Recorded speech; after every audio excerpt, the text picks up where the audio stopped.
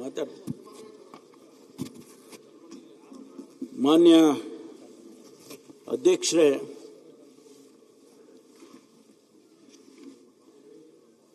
ಪ್ರಥಮವಾಗಿ ತಮಗೆ ಏನು ಈ ಸ್ಥಾನ ಲಭ್ಯ ಆಗಿದೆ, ಅಧ್ಯಕ್ಷ ಸ್ಥಾನ, ನಾನು ಅಭಿನಂದನೆಯನ್ನು ಸಲ್ಲಿಸೋದಕ್ಕೆ ಬಯಸ್ತೇನೆ. ಅಶೋಕ್ ಅವರು ವಿರೋಧ ಪಕ್ಷ ನಾಯಕರು ಹೇಳಿದರು, ಆ ಸೀಟಿಗೆ ತುಂಬಿದೆ ಅಂತಕ್ಕಂಥ ಮಾತನ್ನು ಹೇಳಿ ಮಾಡಿಸ್ದಂಗಿದ್ದಾರೆ. ಇವತ್ತು ನನ್ನ ಮಾತುಗಳನ್ನು ಮುಂದುವರಿಸೋದಕ್ಕೆ ಮುಂಚೆ ಮಾನ್ಯ ಹಿಂದಿನ ಸ್ಪೀಕರ್ ಅವರು, ಅಧ್ಯಕ್ಷರು ಖಾದರ್ ಅವರು ಬಹಳ ಕಾಟ ಕೊಟ್ಟಿದ್ದಾರೆ ನಮಗೆಲ್ಲ. ಅಲ್ಲ, ಬರೀ ನಿಮಗಷ್ಟೇ ಅಲ್ಲ, ನಮಗೂ ಕೊಟ್ಟಿದ್ದಾರೆ. ಒಂದು ದಿವಸ ಅಧ್ಯಕ್ಷರೇ, ತಮಗೂ ಗೊತ್ತಿದೆ ಅಂದ್ಕೊಳ್ತೀನಿ, 2:45 ಗಂಟೆ ಆಯಿತು. ಆ ಕಡೆ ಇಬ್ಬರೇ ಕೂತಿದ್ದು, ಈ ಕಡೆ ನಾನೊಬ್ಬನೇ ಕೂತಿದ್ದೆ. ಆದರೂ ಬಿಡಲಿಲ್ಲ.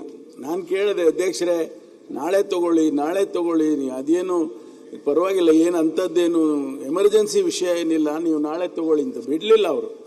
2:45 ಮಾಡಿ ಅದನ್ನು ಮುಗಿಸಿ ಆನಂತರ ಅಡ್ಜರ್ನ್ ಮಾಡಿದರು.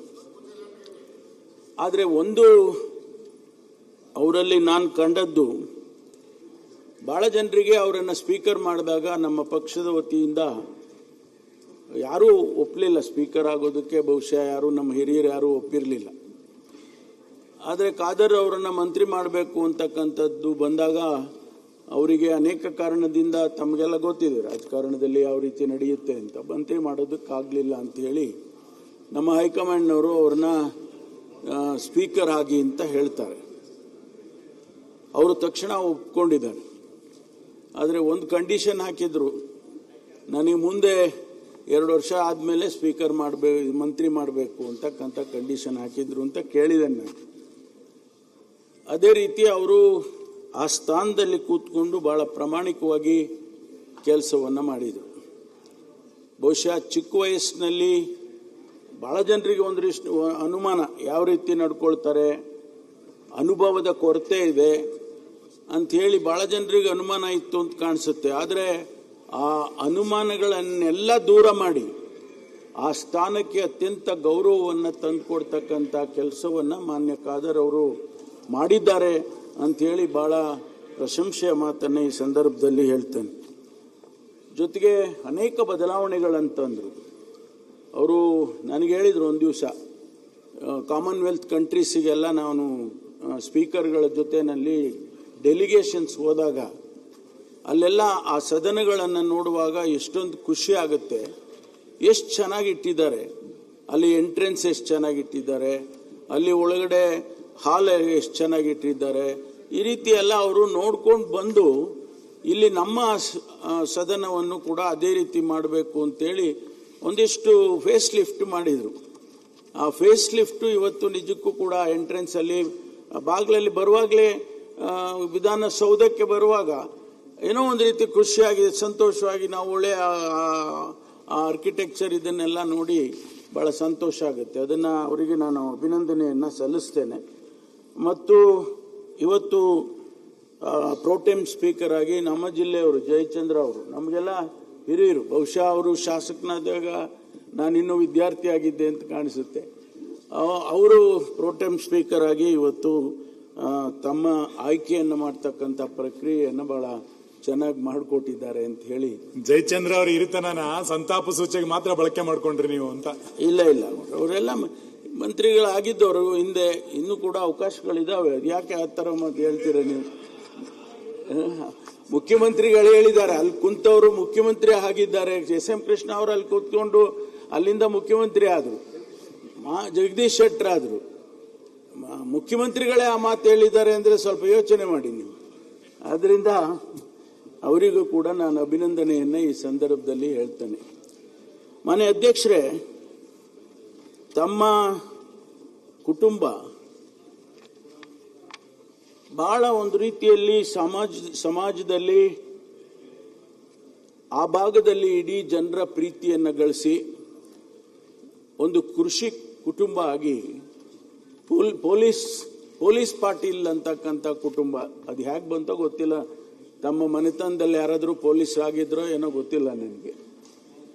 ಪೊಲೀಸ್ ಪಾಟೀಲ್ರು ಅಂತೇಳಿ ಆ ಕುಟುಂಬಕ್ಕೆ ಸಾಮಾನ್ಯವಾಗಿ ಜನ ಕರೀತಾ ಇರ್ತಕ್ಕಂಥದ್ದು. ತಮಗೆ ವಿಶೇಷವಾಗಿ ರೋಣದ್ ಗೌಡ್ರು ಅಂತಾರೆ, ತಮಗೆ ರೋಣದ್ ಗೌಡ್ರು ಅಂತ ಕರೆಯೋದು ತಮಗೆ. ಆದ್ದರಿಂದ ಬಹಳ ಒಂದು ರೀತಿಯಲ್ಲಿ ಜನರ ಪ್ರೀತಿ ವಿಶ್ವಾಸ ಇವೆಲ್ಲವನ್ನು ಕೂಡ ಗಳಿಸ್ಕೊಂಡಿರ್ತಕ್ಕಂಥ ಕುಟುಂಬ. ನನಗೆ ತಮ್ಮ ಕುಟುಂಬದಲ್ಲಿ ಇಬ್ಬರು ನನಗೆ ಬಹಳ ಪ್ರೀತಿಯಿಂದ ನನ್ನನ್ನು ಕಾಣ್ತಾ ಇರ್ತದಂಥವರು ತಮ್ಮ BS ಪಾಟೀಲ್ ಸಾಹೇಬರು. ಅವರು ಮುಖ್ಯ ಕಾರ್ಯದರ್ಶಿಯಾಗಿ ರಾಜ್ಯದಲ್ಲಿ ಅನೇಕ ಬದಲಾವಣೆಗಳನ್ನು ತರೋದಕ್ಕೆ ಅವರು ಕೂಡ ಕಾರಣೀಭೂತರಾಗಿರ್ತಕ್ಕಂಥವ್ರು. ಇಲ್ಲಿ ಕೂತಿದ್ದಾರೆ ಇವತ್ತು ನಮ್ಮ ಅಫಿಷಿಯಲ್ ಗ್ಯಾಲರಿಯಲ್ಲಿ. ಅವ್ರನ್ನ ನಾವು ಬಿಡೋಂಗೇ ಇಲ್ಲ. ಮುಖ್ಯಮಂತ್ರಿಗಳು ಬೆಂಗಳೂರನ್ನು ಗ್ರೇಟರ್ ಬ್ಯಾಂಗ್ಳೂರು ಮಾಡುವಂಥ ಸಂದರ್ಭದಲ್ಲಿ ಅವರ ಸಲಹೆ ಸೂಚನೆಗಳನ್ನು ತಗೊಂಡು ಮಾಡಬೇಕು ಅಂತೇಳಿ ಅವರನ್ನು ಆ ಸಮಿತಿಯಲ್ಲಿ ಸೇರಿಸ್ಕೊಂಡಿರ್ತಕ್ಕಂಥದ್ದು ಇವತ್ತು ನಮಗೆಲ್ಲ ಗೊತ್ತಿರುವಂಥ ವಿಷಯ. ಜೊತೆಗೆ RS ಪಾಟೀಲ್ರು, ನನಗಂತೂ ಅವ್ರನ್ನ ಕಂಡ್ರೆ ಅತ್ಯಂತ ಗೌರವ. ಲೋಕಸಭಾ ಸದಸ್ಯರಾಗಿ ಬಹುಶಃ ಎಂಥ ನಡತೆ ಅವರದ್ದು ಅಂತ ಹೇಳಿದರೆ ನಾವೆಲ್ಲ ಅವರನ್ನು ಅನುಕರಣೆ ಮಾಡಬೇಕು ಅನ್ನುವಂಥದ್ದು. ಅವರನ್ನು ಕೂಡ ನಾನು ಸ್ಮರಿಸ್ಕೊಳ್ತೇನೆ. ಇವತ್ತು ತಾವು 89ರಲ್ಲಿ ಆಯ್ಕೆಯಾಗಿ ಬಂದ್ರಿ. ಅದೇ ಸಂದರ್ಭದಲ್ಲಿ ನಾನು ಕೂಡ 89ರಲ್ಲಿ ಆಯ್ಕೆಯಾಗಿ ಬಂದವನು. ವೀರೇಂದ್ರ ಪಾಟೀಲ್ ಸಾಹೇಬರು ಅಧ್ಯಕ್ಷರಾಗಿದ್ದರು. ನಾವೆಲ್ಲ ಆ ಸಂದರ್ಭದಲ್ಲಿ ಆಯ್ಕೆಯಾಗಿ ಬಂದವರು. ಅವತ್ತಿನಿಂದ ತಾವು 8 ಬಾರಿ ಚುನಾವಣೆಗೆ ಸ್ಪರ್ಧೆ ಮಾಡಿದರೂ ಕೂಡ 4 ಬಾರಿ ಆಯ್ಕೆ ಆಗೋದಕ್ಕೆ ಮಾತ್ರ ಸಾಧ್ಯ ಆಗಿದೆ. ಆದರೆ ಯಾವತ್ತೂ ಕೂಡ ಸದನದಲ್ಲಿ ಆಗಲಿ ಹೊರಗಡೆ ಆಗಲಿ ತಮ್ಮ ಬಗ್ಗೆ ನಮ್ಮ ಎಲ್ಲ ಶಾಸಕರು ಕೂಡ, ವಿರೋಧ ಪಕ್ಷದವರು ಇರ್ಬೋದು, ನಮ್ಮವರು ಇರ್ಬೋದು, ಅತ್ಯಂತ ಗೌರವದಿಂದ ತಮ್ಮನ್ನು ಕಾಣುವಂಥ ರೀತಿಯಲ್ಲಿ ತಾವು ನಡ್ಕೊಂಡಿದ್ದೀರಿ. ಹಾಗಾಗಿ ತಮಗೆ ಈ ಸ್ಥಾನ ಸೂಕ್ತವಾಗಿ ಇದೆ ಅಂಥೇಳಿ ನಾನು ಅಂದ್ಕೊಳ್ತೇನೆ. ಒಂದು ಮಾತು ನನಗೆ ಅಶೋಕ್ ಅವರು ವಿರೋಧ ಪಕ್ಷದ ನಾಯಕರುಗಳು ಈ ಆಯ್ಕೆಗೆ ಭಾಗವಹಿಸಬೇಕಾಗಿತ್ತು. ನನಗೆ ಗೊತ್ತಿಲ್ಲ, ನಿಮ್ಮ ರಾಜಕಾರಣ ಸಮಸ್ಯೆಗಳ ಬಗ್ಗೆ ವಿರೋಧ ಮಾಡ್ತಕ್ಕಂಥದ್ದು, ಚರ್ಚೆ ಮಾಡ್ತಕ್ಕಂಥದ್ದು ಅದೆಲ್ಲ ಸ್ವಾಭಾವಿಕ. ಆದರೆ ಒಬ್ಬ ಅಧ್ಯಕ್ಷನನ್ನು ಆಯ್ಕೆ ಮಾಡುವಾಗ ನೀವು ಹೊರಗುಳಿತೀರಾ ಅಂತ ಹೇಳಿದರೆ ನನಗೆ ಯಾಕೋ ಅದು ಸರಿ ಅನ್ನಿಸ್ಲಿಲ್ಲ. ನೀವು ಆಯ್ಕೆ ಮಾಡಿ, ನೀವು ನಮ್ಮನ್ನು ವಿರೋಧ ಮಾಡ್ಬೋದು, ಸರ್ಕಾರವನ್ನು ವಿರೋಧ ಮಾಡ್ಬೋದು, ಅಥವಾ ಇಶ್ಯೂಗಳನ್ನು ವಿರೋಧ ಮಾಡ್ಬೋದು. ಆದರೆ ಆ ಪೀಠ, ತಾವು ಹೇಳಿದ್ರಿ ಈಗ ನಮಗೆ ಹೆಚ್ಚು ಪ್ರಾತಿನಿಧ್ಯ ಕೊಡಬೇಕು, ನಮಗೆ ಚರ್ಚೆ ಮಾಡೋದಕ್ಕೆ ಅಧಿಕಾರ ಕೊಡಬೇಕು, ಹಾಗೆ ಅಂತಕ್ಕಂಥ ಮಾತೆಲ್ಲ ತಾವು ಹೇಳಿದ್ರಿ, ಸಂತೋಷ.